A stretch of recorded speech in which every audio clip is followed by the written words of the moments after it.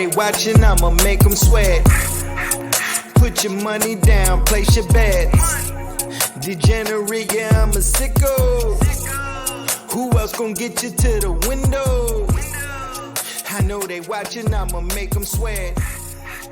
Hey there, all my Graybo followers, and welcome to this week's episode of Graybo's Giblets. We are out here dropping giblets. I'm your host, Graybo, joined as always by Denny. Buy any card from you one time. We are here to talk about what should we buy, what should we sell. We're going to do our burning five, our top five buy, top five sell. We're in the swing of the MLB season. We're right in the heat of the NBA playoffs, excuse me. So we're going to get into it. And if you listened to us last week, Duke talked a lot about, or Denny one time talked a lot about, should we buy or should we sell going into the playoffs? So we're going to start there with the NBA. Duke, let's talk about first the Kings. The Kings are up 2-0 on the Warriors. I'm sure there's some sell on some of the cards for a couple of these guys that are here. One in particular that I want to talk about is a guy that came off the bench for the Kings that the Warriors have not stopped whatsoever. And I haven't heard his name in the card world a lot at all, and that's Malik Monk. Is Malik Monk on your radar at all for any of these buy or sell segments? Yeah, he definitely is. I think the Kings right now are kind of the star of the playoffs, right? I think we're talking about De'Aaron Fox in a second, I'm sure, but Monk, he's an explosive player. He's exciting. I'm just starting to hear chatter the last 2 or 3 weeks about him. I wish I had some of Monk. I think it's too late to buy him. I don't think you buy him right now, but if you happen to have some, I think it's a great selling opportunity. And then in the off season, I would probably look to maybe pick some of him up because people will forget about him in the off season, and maybe September or so is a good time to pick up Monk.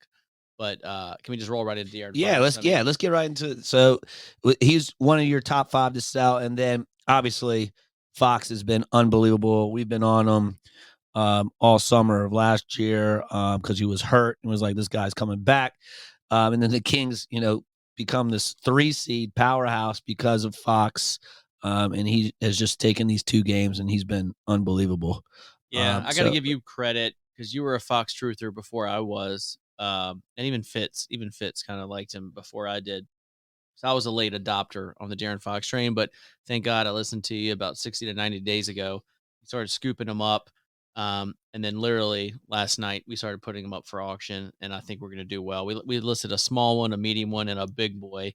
We've got a Crown Royale 1 of 1. Auto BGS 9.5, auto 10. I mean, it's a banger. We started the auction, I think last night at like 10 p.m. and the bids are already rolling in at day 1 of a 7-day auction. So I'm excited about D Fox. So listen, now could the Kings win this series? Yes. I mean, they're up 2-0. Obviously they can win the series. Could they win another one? Maybe. Are they going to? I don't know. Right. And so yeah, I would take me personally. You could roll the dice and wait if they win a second series. I mean, his prices will soar even more. Me personally, I am comfortable taking the base hit. And for me, I'm listing them now in this series and capturing the hype of this series because you got to look who they're playing, right? They're playing Golden State. Right. Everybody's watching Steph play, right? Everybody is. So if they're watching Steph, guess who they're also watching? D Fox, right? So I think this is a great opportunity to sell the Kings. Love it. Yeah, light the beam. And to go off of that, I mean, I think the Warriors win 3 at home. They're great at home. It's very possible. Great at home. Terrible on the road. They don't play any defense. Jeez. Yeah. But hopefully, they get together. And this is I'm with you. This is the time to sell. I was like, sell that Fox. Sell that Fox. Yeah. Another guy I want to go to is who you were high on and buying a lot at the National. Was our man Maxey from the 76ers. I even texted you last night and was like, this guy's now playing 40 minutes. He's playing more than Harden. And Embiid, he dropped 33 last night. He's a young superstar.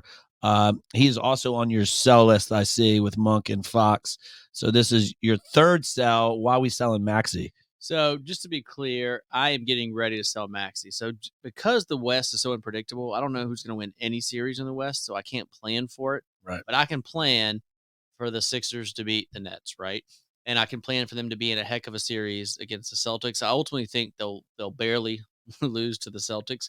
So I am not going to sell him during this series. I'm getting him queued up to auction him off when they're banging heads with the Celtics. I do think Maxey is a great sell this playoffs because if you look, what I said last week is like the way you make money in this game is when the athlete performs better than the public thinks they're going to perform, and or when more people learn about this athlete than knew him or her last week, right? I think Maxey is just a great example. If you go home and ask your wife, do you know Patrick Mahomes? Your wives will say, yes, I know Patrick Mahomes. We'll say, do you know Tyrese Maxey? They're going to say no, right? What sport does he play? Right, exactly. So there are a lot of casual sports fans that don't know Maxey yet. I think he's an explosive guy. He's on a good team. You saw him last night. He hit 6 threes last night, right? But I think his explosiveness when he goes to the hole is even. That's where like people be like, wow, who's that? So I'm like, get ready to sell Maxey.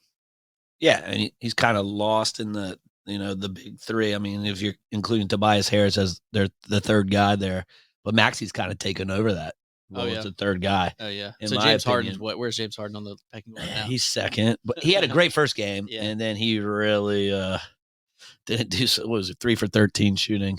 Fitz is making a face. 3 for 13 shooting the second game. I mean, that guy can get hot, Fitz. I mean, you want him shooting. Yep. And then we have one more guy in the NBA. I'm going to let Duke say who he is because I know who he is because he played on my favorite college team besides UVA. Yeah. But it's a very interesting one, and tell us why. I know he had a great first game, but I don't know much of him during the season. I didn't really follow him, so so Rui, give us some background. Rui played for the Wiz, got traded to the Lakers this year. Not a guy that I own a lot of personally. But if you have him, here's your time to sell him, right? He had a great game one, probably one of the best games of his life. Ja getting banged up. It makes it even more likely that the Lakers are going to get past the Grizzlies. And if Rui like is stepping up here and going to have a big moment, this is the time to sell him. So I don't think a lot of people are like have a ton of money invested in Rui. I would like to just note if you got him, here's the time to sell him. Okay. And then also we got baseball. Getting off and to the start of the season. Who are the two guys that we are selling right now? And is it too early? Why are we selling them right now? Yeah, so I think, like baseball pricing spikes right at the beginning of the season with all the preseason hype, as most sports do. And then a lot of the baseball guys drop off right after the season starts if they don't kind of hit the ground running. Two guys, kind of bigger names, younger guys, bigger names that really had a good start. And I think are great selling opportunities are Wander and Adley. I think two of the top 10 future stars of the game. And those are guys I might be buying back at some point in the next 12 months. But right now, while the white hot lights on them, Adley had his first walk off. Wander's off to a good start. I say there's a good chance to get out there and sell those two guys. Awesome. So to recap, we're selling Fox, Malik Monk, Rui Hachimura, Maxey, Wander Franco, and Adley Rushman. Yep. All right. Let's get to the buy segment. I imagine we're going to get some NFL guys during this segment and some baseball players that are off to a slow start. I would imagine that's with Dennyonetime where he's going with this. So let's get right into it. Let's start with baseball because that's kind of in season right now. Who are we buying as of right now? So, why? Yeah, a couple of names. So, I think when the season starts, if you look at just seasonality of baseball, World Baseball Classic, some guys spiked beginning of the season. Some guys start to spike, and then honestly, about 10 to 20% of those guys will continue to go up. A lot of them will go down right when the season starts. They usually go down because they perform average or poorly, and so these guys I'm going to name are either injured or performing poorly to start, but guys that we believe in. So the first one is O'Neal Cruz. I will say, because he's out for 4 months, I'm not saying to buy him today because I think I would like to give a little more time for prices to drop. So call it a month and a half, 2 months, somewhere in that range when literally nobody is talking about him is the time to pick up O'Neal Cruz. So that's the injured guy. Moving into the slow start guys, two of my favorite players to watch and invest in, Jazz Chisholm and Juan Soto, both off to really bad. Soto's batting 170. So bad. Soto's batting like 172. Bad. Jazz is not much north of the Mendoza line, I believe. But their prices are down. And I think if you're looking to buy those guys, let's grab them now.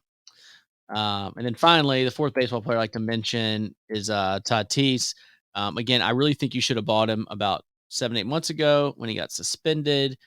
His prices dropped way down. That was the great time to buy him. But he's coming back. Starting to come back up. Do we know when he's coming back? Fitz is our information guy. Where's our information guy? It's soon.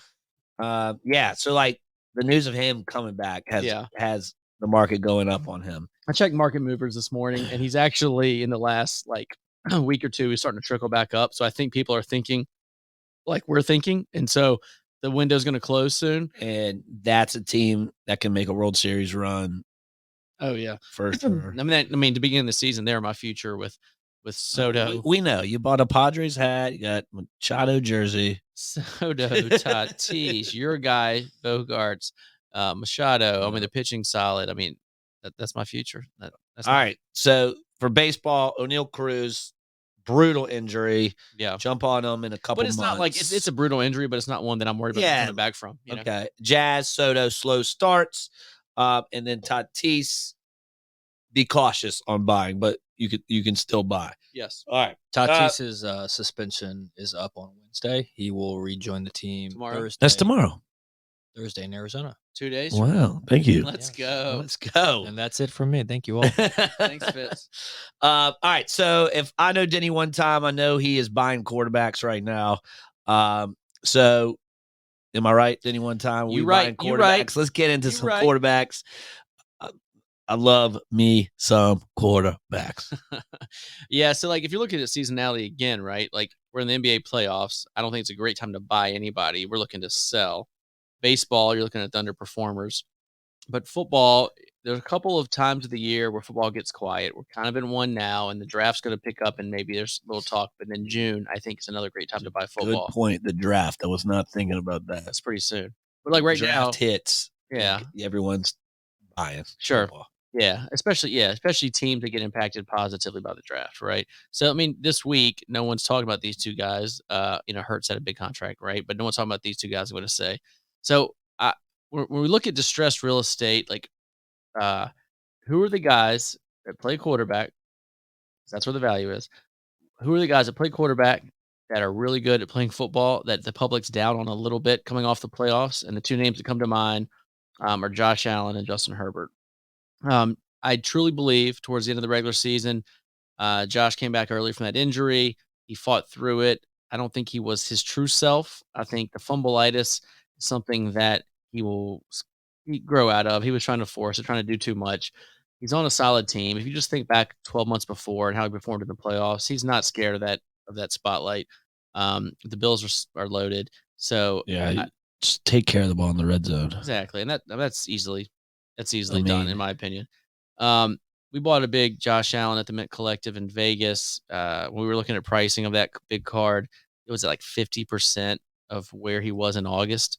So even if he just comes back halfway there, that's a very I like that buy, dude. The play is to buy these quarterbacks now, get ready to sell them in August. Like when your friends are drafting these guys in fantasy football season, and every Bills fan is getting excited about the football season. When they go to eBay, who are they searching for? They're searching for Josh Allen. So I think Josh is a good buy. And again, back to the other one, Justin Herbert.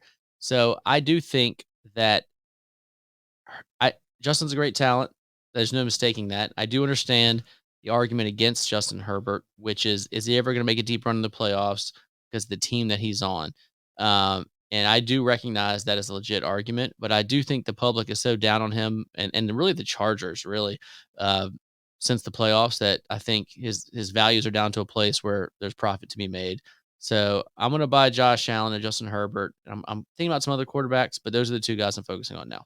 Awesome. All right. Well, that's going to wrap up our buy sell segment for this podcast. Thank you for riding with Graybos. Be sure to tune in next time for our buy sell segment with Denny one time.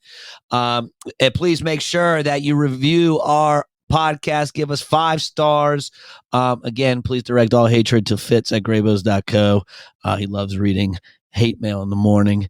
For details and show notes about today's episode, please go to graybos.co/giblets. Please email us at info@graybos.co. Follow us on Instagram at graybos_cards. Stop by the shop located at 214 East Gray Street. Thanks for riding with Graybo. Giblets. Underdog got him beat the eyes for the 100th time at a money line. Brock Purdy was irrelevant. Now I'm at the front like a cutting line. G5 to the power 5. Graybo's on fire like it's summertime. I know they watching. I'ma make them sweat. Put your money down. Place your bets. Degenerate, yeah, I'm a sicko. Who else gon' get you to the window? I know they watching. I'ma make them sweat. Put your money down, place your bets. Degenerate, yeah, I'm a sicko. Who else gon' get you to the window?